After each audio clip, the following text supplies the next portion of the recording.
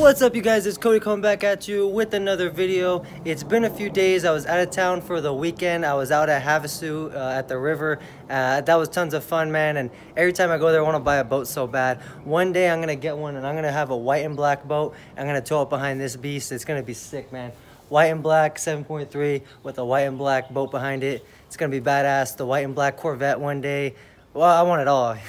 We'll get there though. But anyways, this video is about installing a new part. So for those of you guys that have been following along, you know I already have 3 parts for the truck that I need to install and make videos about for you guys. So you saw in my last video, I have the high flow CVD fittings from Riff Raff that we need to put on.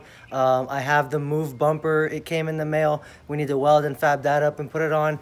And today, my new 200 amp alternator came in the mail, so that's what I'm going to put on today because that's kind of the most important. You guys know I was having some startup issues. I put brand new batteries on it, so I'm hoping the 200 amp alternator is going to fix that. It's still been starting okay.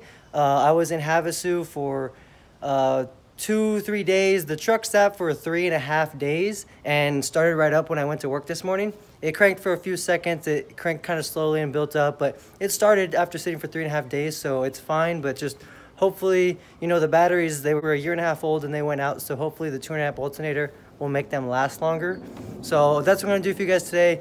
Not going to be so much of a how-to video. You guys know my videos are more, you know, entertainment based more than how-to, but I will kind of describe and explain the steps for you guys just in case you're curious. And if this is your first time here, please scroll down and hit that subscribe button. You guys, we are over 900 subscribers right now. I can't believe it. We are so close to the goal of 1,000 subscribers. I want to do a giveaway, so I have to figure out how to do it. I'm, you know, kind of doing the research on how to do a giveaway, but basically I want to thank my original first 1,000 subscribers. I want to thank you guys by giving away some LED backup lights, the same ones that I have. So the 2x2 LED backup lights, it'll be a pair of them. I just have to figure out how to do it. It's, you know, I have to do it through a third-party website, but I want to do a giveaway for you guys. Thank you guys for my first original, right now 910 subscribers, but soon to be 1,000. So that's that, you guys. Let's get into the video. I got the alternator at the back of the truck. Let's go check it out. By the way, for those of you that have not seen my LED backup lights, these are them. I've had them for a really long time. They're great. Aux beam, they're awesome. I have a pair of them. So these are the ones that I want to do a giveaway with. If you guys are interested in buying them, of course, the link to them is in my description, as most of my parts are. But anyways, here's the alternator. There it is. So blue one. Again, I showed you guys what it was on my last video. I got it off Amazon, $297 free shipping.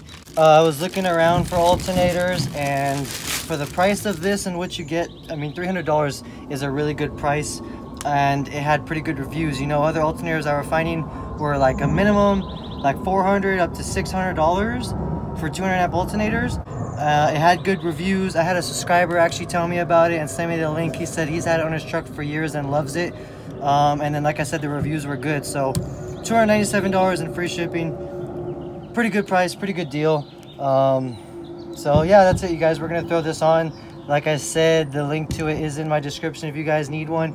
If you want to wait until I put mine on and, you know, kind of get the review done on it, obviously you can. We're gonna throw it on. I'll let you guys know, you know, in, you know, more time down the line, down the road, how good it works, if it's helping, if it made a difference, if it's still working, blah blah blah. But for now, let's go ahead and throw it on. Super simple. Let's get to it. Well, real quick, here's those CVD fittings I was telling you guys about. These are the Riff Raff high flow CVD fittings. They come in a pair. We're gonna do these another day, but we're gonna install these and we're gonna do another 0 to 45 before and after. We've already done tons of other upgrades engine-wise with 0 to 45 tests. We did the exhaust back pressure sensor. That knocked off about 1/4 of a second. We did the air intake heater delete plug and the fuel pressure spring combined, knocked off a little over 1/4 of a second. So that's a little over half a second on our 0 to 45. We swapped out the K&N oiled air filter to a AFE dry air intake filter, which I love so far. It sounds great. You can really hear it sucking in air. It's not oiled. I really like that. The link to that is in my description, of course. It's a great filter. We didn't do a 0 to 45 with that because, well, I just didn't really think it was going to make a big difference. But that's why when we are going to install these CVD fittings, we're going to do a 0 to 45 before and after, so we'll know the true 0 to 45 difference with these, and the air intake won't be taken into consideration in that. So, but that's another video. All right, you guys, so in order to remove the alternator, obviously you need to remove the serpentine belt. So you need a 1/2-inch drive breaker bar or a long ratchet. Now I don't have that. I have my 3/8 drive green handle snap-on ratchet. Love this thing, but it's a 3/8, but I have this 3/8 by 1/2-inch adapter, so I can put this on the 3/8 drive ratchet and this on the this is the 1/2-inch drive to remove the belt.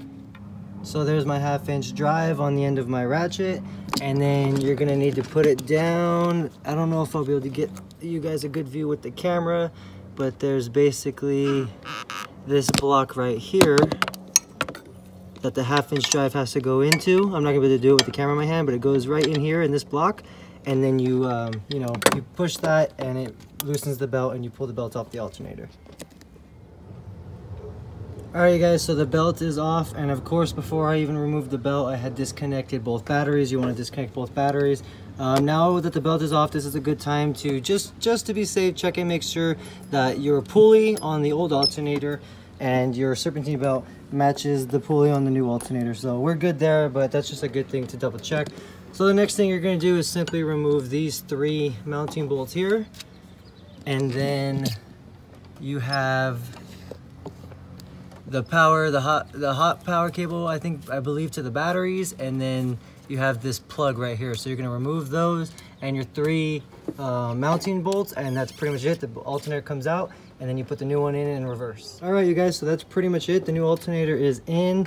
Like I said, not really like a crazy how-to video, but it's in. I think the blue looks pretty cool. I don't know about you guys, but I like it. Now this is a good time, now that everything's back in, everything is attached, the belt is back on.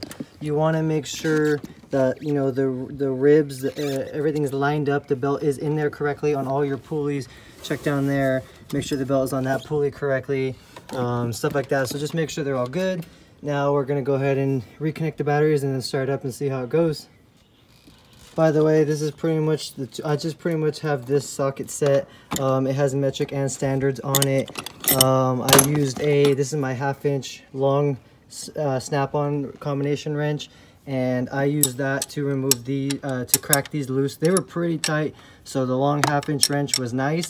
And then I used my snap-on drill to, not really drill, but whatever, to pull them all the way out more quickly.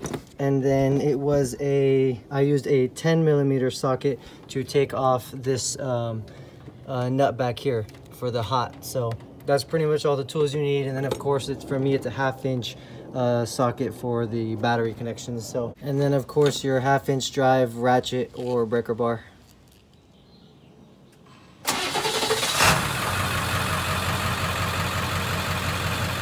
Alright, you guys, so that's it. So as you can see, the truck started up great with the new alternator. I'll be sure to give you guys future updates and make sure that it's still working good and everything like that, just so you guys know. The next video will probably be the new CVD fitting, so make sure you stick around for that. Again, if you're new, don't forget to subscribe. I hope you guys enjoyed the video. Please leave a comment down below, and I'll catch you guys on the next one.